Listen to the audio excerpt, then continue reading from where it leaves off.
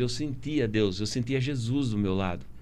E Jesus dizendo assim para mim, uma voz dizendo assim: esta mulher que você conheceu vai ser a mulher da sua vida.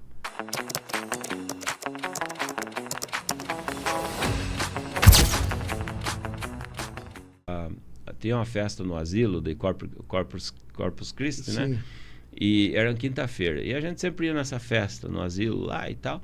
E nesse dia eu não fui, eu fiquei assistindo o 007 em casa, né? E estava chovendo, ele toda hora ia lá. Falava assim, viu, vamos para a festa do asilo? Eu falei, não, eu tenho uma moto. Não, hoje eu não vou. Vamos para a festa do asilo? Não, hoje eu não vou. Vamos deixar quieto, eu não vou. Até que ele foi umas 3, 4 vezes. A última vez era quase 6 horas. Eu falei, vamos para a festa do asilo. E fomos. E lá eu conheci minha mulher, você acredita nisso? Olha cara? só, hein? De tanto ele insistir. E, sabe, Deus usou a vida dele. E teve uma vez, eu já estava começando a namorar a Joelma, eu tive uma recaída. E foi a última vez, foi em 97, ou 96, não sei, eu já tinha conhecido a Joelma. Mas assim, estava conversando ainda com ela. Eu tive uma recaída e eu fiquei muito mal, sabe? Mas eu acabei usando a maconha. Mas naquele dia, Deus sentou do meu lado, Júlio. De verdade, aquele dia foi a última experiência, assim, para dar o checkmate, pro chamado mesmo, sabe? Aquele choque de realidade, aquele choque. né? Deus sentou do meu lado, eu comecei a chorar copiosamente. Lógico, sem fisionomia, mas eu sentia Deus, eu sentia Jesus do meu lado. E Jesus dizendo assim para mim, uma voz dizendo assim: esta mulher que você conheceu vai ser a mulher da sua vida. E com ela eu lhe darei filhos e você vai ser o mensageiro do evangelho.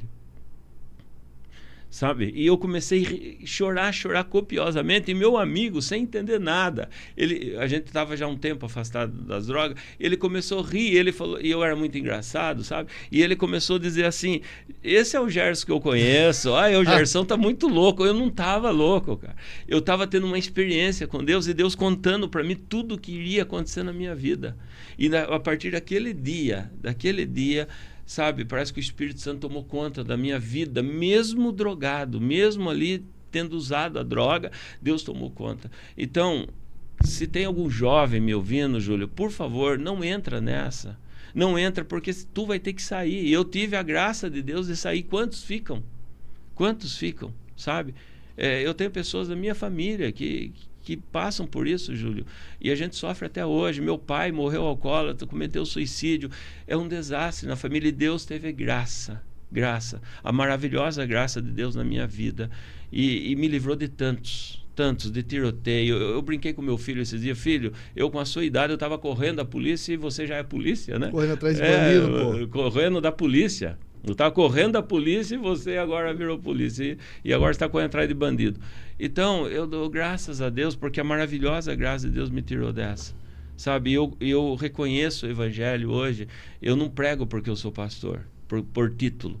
É lógico, por ser pastor eu prego a palavra, mas eu prego o que eu vivo, porque eu sinto Jesus. Pela necessidade de transformação. Pela também, necessidade da palavra de Deus. A palavra entrou dentro de mim, sabe? E eu além de... Eu não sou perfeito, ninguém é perfeito aqui. Sim. Eu tenho ainda que mudar algumas coisitas, mas assim, eu sempre digo, a recaída, não vou falar impossível, porque a gente é ser humano, mas pela experiência que eu tenho com Deus, é quase que impossível, porque antes eu já me senti incomodado. Você imagine agora com a experiência que eu tenho. Quase impossível, né? Isso, Júlio, sabe o que é? A certeza da salvação.